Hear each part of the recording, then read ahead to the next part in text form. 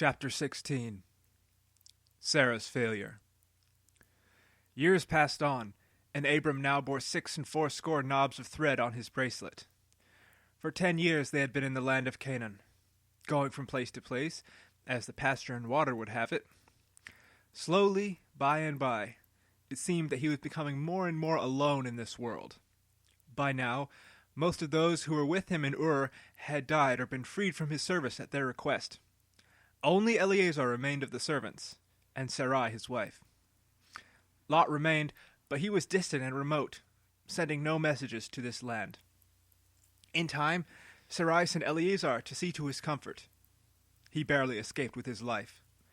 Returning to their camp, bleeding and bruised, he spoke of how he had been accosted in the streets of Sodom and beaten, and how his assailant had sued him before the magistrate for money. "They demanded you pay money for them assaulting you?" Abram asked. "Indeed, my lord," Eleazar replied. "All sense of law and order are turned on their heads in those cities. Common customs of hospitality are ignored. Instead, they set traps for wanderers and rob them of their goods, and other things that dare not speak their names." Despite this, Lot was still alive, and for now, that was enough. As the years carried on, Abram found himself often in deep thought about what had happened in his life.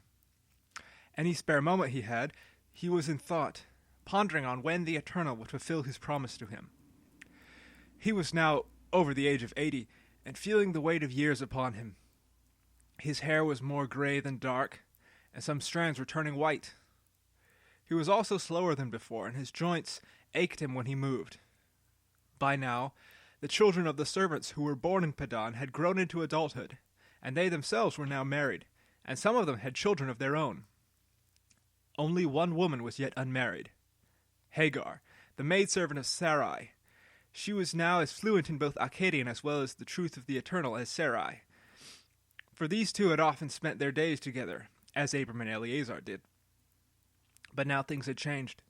When Sarai reached the age of 66, she ceased to bleed after the manner of women, and no longer visited the red tent with Hagar. It was a point of much sadness, and Sarai spent many days afterward in intense, pained weeping. The heat of the day became too unbearable for her, and she often absconded herself in her tent until evening. At the age of 70, the lines of age began to appear more clearly, like the feet of little birds in the corners of her eyes, and her raven hair was now peppered heavily with silver. Abram said that he still saw her as the most beautiful woman in all the world, which caused her to laugh and chide him for teasing her. One day, Sarai and Hagar were busy kneading dough for flat cakes of bread. The lords of the Amorites were coming to visit this evening, and the bread had to be ready by then. During their work, Sarai paused and looked over at Hagar. She reminded her of herself when she was much younger. It seemed silly, a noble lady comparing herself to a slave, but so was her care for her in this matter. She noticed the young woman's form, hidden though it was under the clothes of the desert which she wore. White, after her own people's fashion. She was slender, but bearing of the usual signs of a childbearing figure, substantial hips and full bosom. Into Sarai's mind a thought came, and she opened her mind to her servant. "Hagar," she asked, "have you ever considered marriage?" "No, my lady," Hagar replied. "Why not?" Sarai asked. "You're young, you're still of breeding age, and you're pretty." "I live to serve you, my lady," Hagar returned. "What if I were to grant you your freedom?" Sarai asked. Hagar paused, letting the dough drop into the smooth stone, and prostrated herself before Sarai. "Please don't send me away from your side, my lady. This place has become to me like a home." "Oh, no," Sarai assured the young woman. "I don't mean to send you away. You've been a great help to me in all things. But I want to know, so answer me this. If I were to grant you your freedom, what would that mean to you?" "I would be indebted to you, my lady," Hagar replied. "And if I asked you to do something for me," she asked, "would you do that?" "For the one who gave me freedom, of course I would." Sarai smiled. Thank you, Hagar. Some time later, Hagar was baking the bread over a low fire. Sarai went to the tent of Abram and sought him out. She opened the flap and saw him sitting inside, deep in thought. "My lord?" she said. He opened his eyes. "Oh, Sarai," he greeted. "There you are." She knelt gracefully across from him. He noticed a glimmer of sadness in her eyes. "Is something wrong?" She nodded. "Yes, there is." "What can I do to make this better?" Abram asked. Sarai shook her head, closing her eyes. "There is nothing you can do to make this better, my love. The Eternal has seen fit to withhold from me the fruit of the womb." She let out a soft sob, and then the springs of her head were loosed, and hot tears streamed down her cheeks. Abram reached up and wiped the tears from her eyes with his old withered hand. She took his weathered hand in hers and kissed his palm. "You are my wife, Sarai," Abram replied, "and I am your lord husband. I would never exchange these 36 years with you for 100 sons. "Don't tease me," Sarai chuckled. "I have been a disgrace to you for all these years because I cannot do for you my office as wife." She nestled her cheek against Abram's palm, relishing the feeling of his touch. She then opened her bloodshot eyes and looked up into those of her lord husband. "Hagar is still after the manner of women," she said. "Go in to her, that she may bear upon my knees. Then I may obtain children by her." Abram slowly drew his hand back from his wife's cheek, a look of disbelief in his eyes. "No," he shook his head. "No, I could never dishonor you before your face in such a way." "Have I not dishonored you on account of my barrenness?" Sarai asked. "All these years you have borne the slander and calumny of your neighbors on my account. Think not that I haven't heard them call you a sterile old mule behind your back. These tent walls aren't very thick, you know." "I would endure all the scorn of the world, if only to have you at my side." "Do not flatter me, my love." Sarai shook her head. "It only hurts me more. Please listen to me. I've lived among people longer than you have, though you're older than me by 10 years. It is not uncommon for a lord to take a concubine, or to have more than one wife. I'm amazed that you haven't done this before now."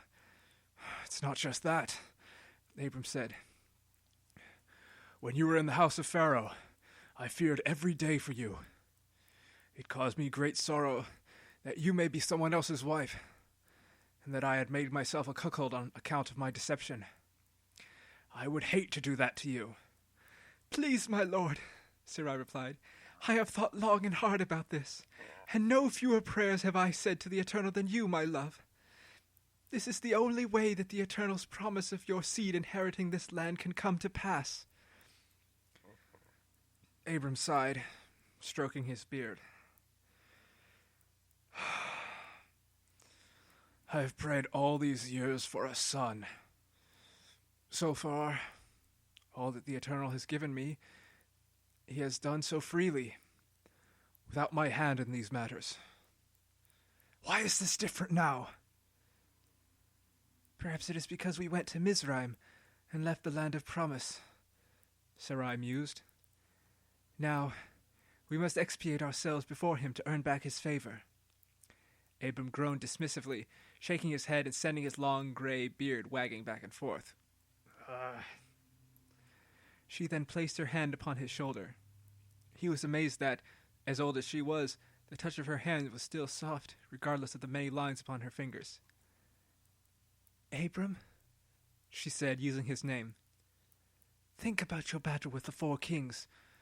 The Eternal did not spirit Lot away from their grasp and bring him back to you. You had to gather the servants to go out and fight to bring him back. Perhaps the Eternal helps those who first helped themselves." Once more Abram sighed. But this time he looked back up at Sarai and saw the pleading in her eyes. It broke his heart to think of what he was being asked to do. Of a certain, he had entertained such thoughts once upon a time, but never acted upon them. The covenant of Noah forbade the licentious act of adultery, and so he remained as chaste as humanly possible. But now Sarai was asking him to sleep with his servant and bear children with another. In his mind he doubted, but the look in his wife's face made him feel more at ease with this terrible choice. "Very well," he said. "Have her brought into my tent." "No, my lord," Sarai returned. "To be the concubine of a lord is not fit for a servant. I will this day give Hagar her freedom, and in the night you go into her tent and lie with her." Abram nodded. After they had agreed to this deed, Sarai went to Hagar's tent and gave her a gold necklace. As a sign of wealth, this meant that she was no longer a slave anymore, but a free woman. After giving her this, she told her once again about what she had said earlier, and informed her that Abram would be visiting her tent that evening, and not to be alarmed. They continued to prepare the meal for the meeting with the Amorite lords in awkward silence, with Hagar avoiding her former mistress's gaze. Sarai, however, did her best to remain composed. She had made this decision for herself and for her husband, and was going to stick with it. The day went on, and the Amorite lords arrived. Abram ushered them off to his tent, where they ate of the food they had, and drank of goat's milk and wine, purchased from the markets in Shechem, as the shepherds of Abram's camp had no time or land of their own on which to grow fields and tend vines.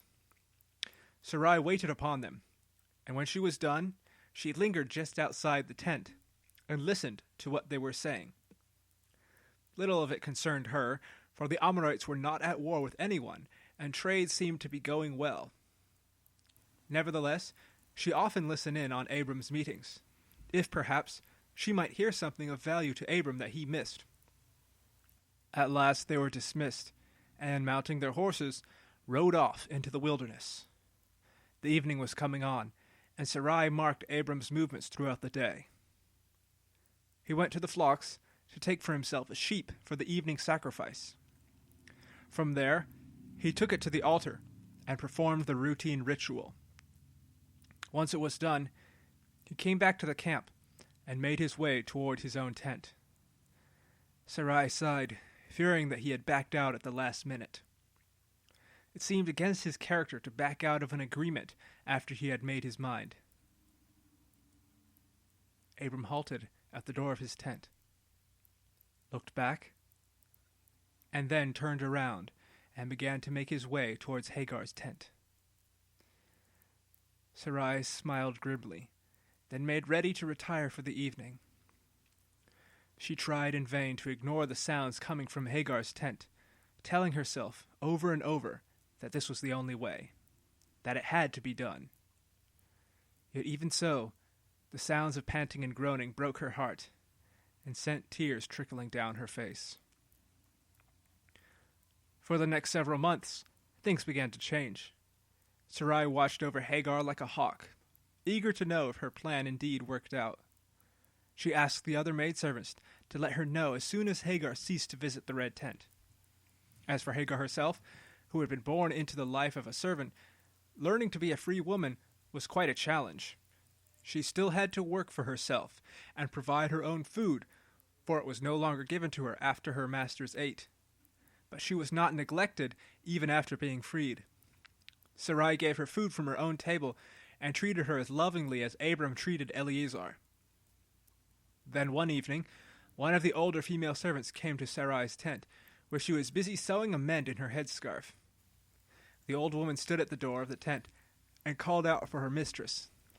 Sarai asked for her to enter the tent, which she did, and then bowed before her in respect. "My lady," she said, "I bring good news. It is the new moon, the time when the young women spend 7 days in the red tent. The other maidens came, but Hagar was not found among them." "You're sure about this?" Sarai asked. "Yes, my lady," the old woman nodded. "Thank you," Sarai said. "You may go now." The old woman bowed and departed. Sarai felt a strange and surprising sense of sadness at this news. She had hoped that the news of Hagar's conception would bring joy to her, or at least happiness. Yet her lips curled into a frown as she sat there all alone. For 36 years, she had quietly contented herself in the fact that people attributed her barrenness to Abram, calling him a sterile old mule. Now there was no more mystery, no further way for her to hide herself. It was not Abram who was sterile, but she who was barren and infertile. And now there was proof of this. So 1 month became 2, and then 2 months became 3, and Hagar began showing. To Sarai's credit, she did not immediately express her anger and frustration openly. She was, after all, the daughter of nobility, and composed herself with all the poise and decorum she could. Indeed, she was still of a mind to help Hagar. That, at least, had been the plan she had conceived in her heart from the beginning. She would send food to her and ask for her well-being if she passed her by. To her surprise, Hagar would not accept the food she gave her, and often returned her inquiries with words such as these. "You ask after what is not yours, and inquire for what you have no say." Another month passed, and the curve of Hagar's stomach began to grow more apparent. Sarai noticed as the maid-servants flocked about her, doing what she asked and giving her food and care and attention. More and more Hagar grew bolder, and every day more and more Sarai's bitterness deepened. At last, one day, in the 4th month of Hagar's pregnancy, Sarai went to seek her with the intention of addressing this calumny that had befallen. When she came to Hagar's tent, she found a gaggle of young maidservants gathered about the entrance. They parted for her as she approached the door, but none of them opened it for her. This was not lost on Sarai. Inside, she saw Hagar seated in the center of the tent, a smile upon her face as the maidservants fawned upon her and caressed her stomach. "Hagar, we need to talk," Sarai said. "Oh yes, we must indeed," Hagar replied, smiling back at her former mistress. "Soon I shall be encumbered with my child. I would require servants to do my work for me." "You can do your own work for yourself, as the other women do," Sarai replied, not amused by Hagar's smug response. "But they don't bear my lord Abram's child," Hagar stated, turning away to the servants. "If any harm comes to the child, it would be a great loss to my lord." She then looked back at Sarai. "But you wouldn't know anything about that, wouldn't you?"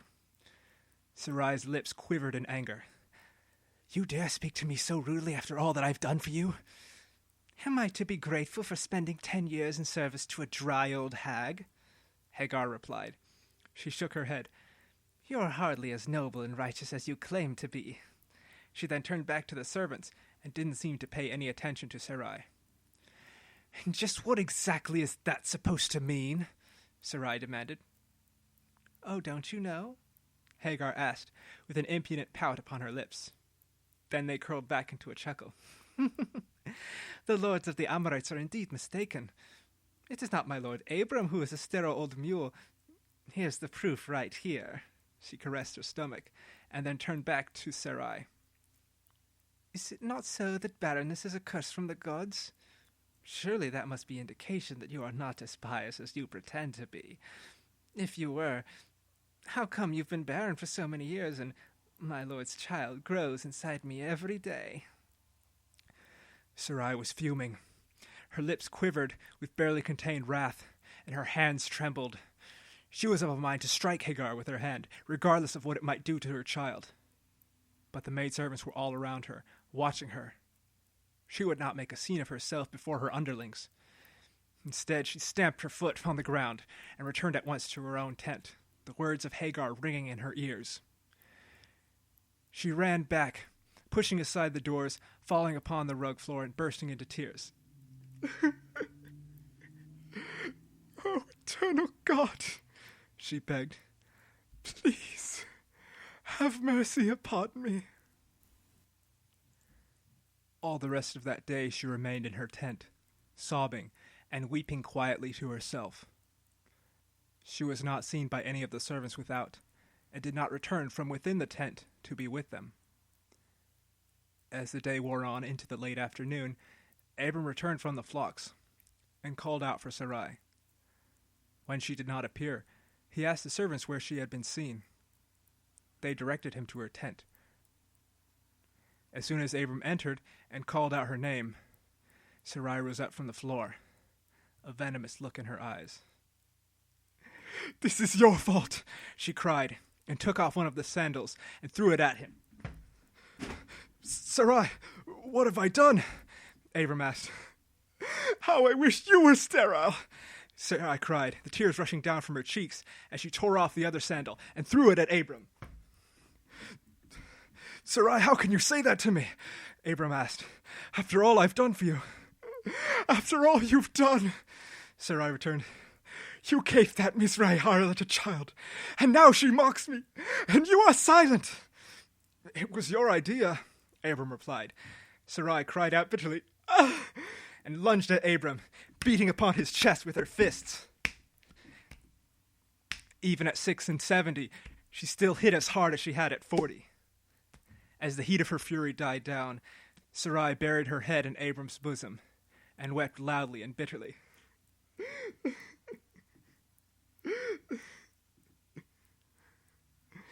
Her hands gripped tightly into his shoulders to support herself, and not from passion.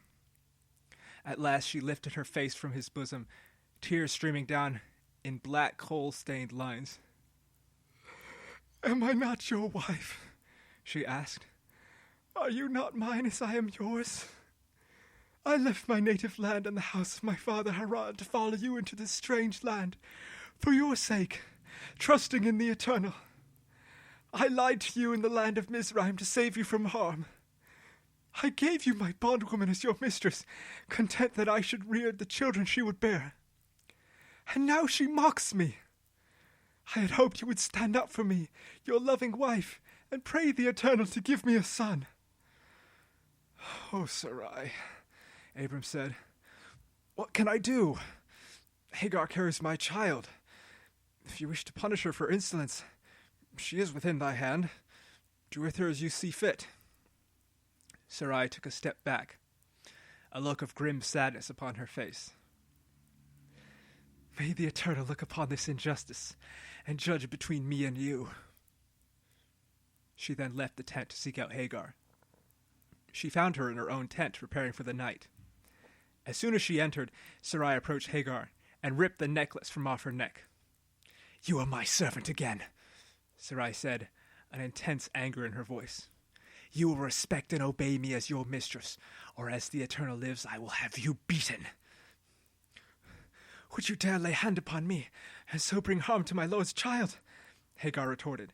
Sarai slapped her very hard across the face, sending Hagar recoiling and rubbing her cheek.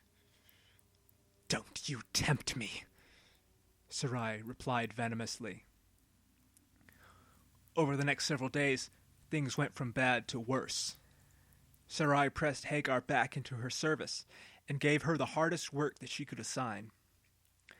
If Hagar protested, she was beaten with a reed as many times as Sarai felt was necessary.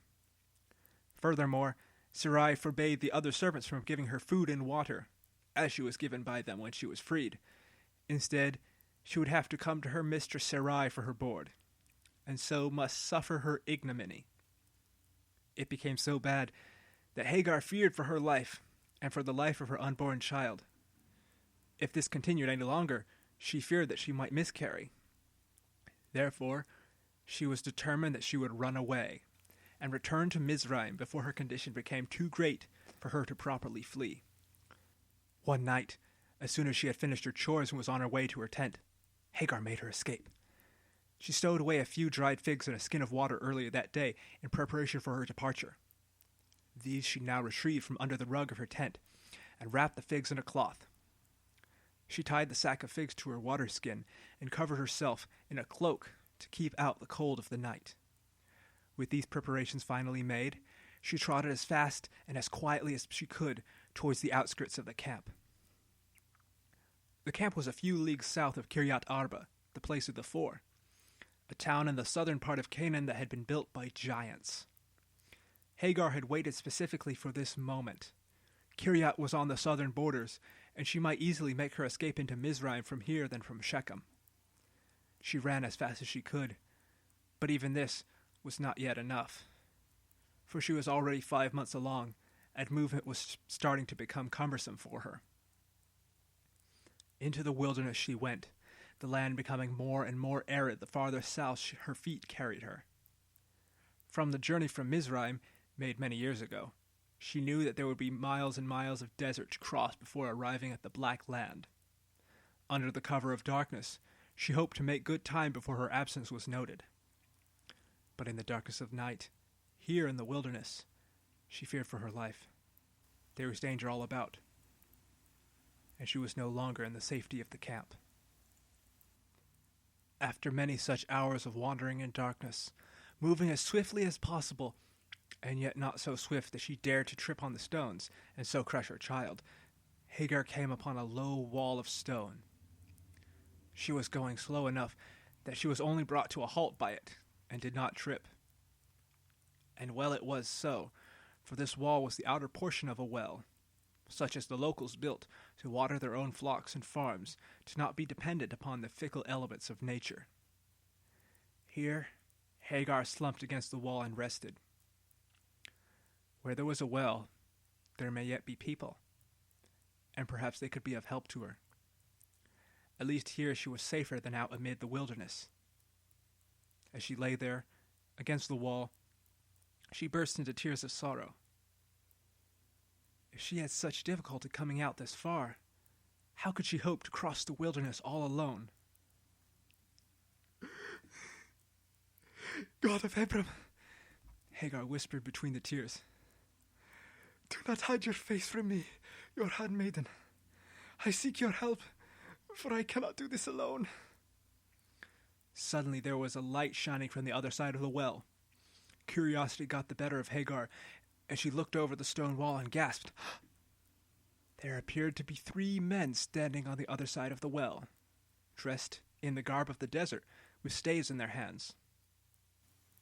The source of the light came from their eyes, which burned as with a great fire.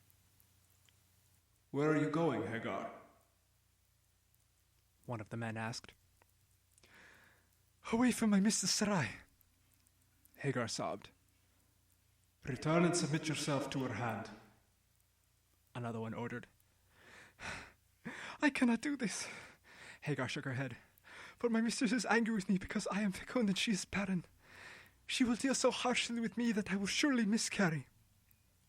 "No," the third one spoke. "The Most High has heard your affliction. Therefore the child within your womb shall live, and not die. Behold," the first one added, "you shall bear a son, and you shall call his name Ishmael. And the Most High shall bless him and his seed. So great shall his seed be that no man shall be able to number it. But your son shall be a wild man," the second one admonished. "His hand shall be against every man, and every man's hand shall be against him. And he shall dwell in the presence of his brethren." Suddenly there was a brilliant flash, and Hagar covered her eyes in fear. When the light subsided, she looked back up and saw only the darkness. Can it be? Hagar asked. Does the Eternal truly look upon me, upon one so lowly as me? And have I truly seen him and lived? So it was that, no sooner had the morning broken, but Hagar made haste to return to Kiryat Arba, where the camp was. There she returned to Sarai and, bowing down to her, told her that she was her servant and would serve her once more. Sarai was pleased at this, and was less harsh than before, though the enmity that had fostered between them at this time never truly died down. Though Sarai was not overly harsh or cruel to her servant, as she was when she mocked her openly, they were not as close as they had been beforehand. 4 more months passed, and the time of Hagar's delivery came. Normally, in such circumstances, the mother of the one to be delivered would attend her as a midwife, and if she could not be there, a midwife would be hired, or a handmaiden would serve the office of lady-in-waiting. Sarai had no expertise in childbearing, and so she had the maid-servants attend upon Hagar. These had given birth many times in their sojourn in Canaan, and knew more about it than she did. As for Sarai, she lay upon the rug of Hagar's tent, and had Hagar kneel upon her knees as she gave birth. Despite the animosity that had bred between them, she was determined to see her plan through to the end. After many long hours, the sound of ululating was heard from the tent of Hagar. Eleazar brought Abram from his tent to the tent of Hagar. Inside, Hagar was holding a tiny infant to her breast, ignoring Sarai's pleas to hold the child. Abram couldn't help but smile at the tiny little thing before him, his own child, a child of his body. The Eternal spoke to me, Hagar said to Abram. He told me that my Lord's son is to be called Ishmael. The old man smiled, nodding softly. As the Eternal has spoken, so let it be done. The story continues in chapter 17.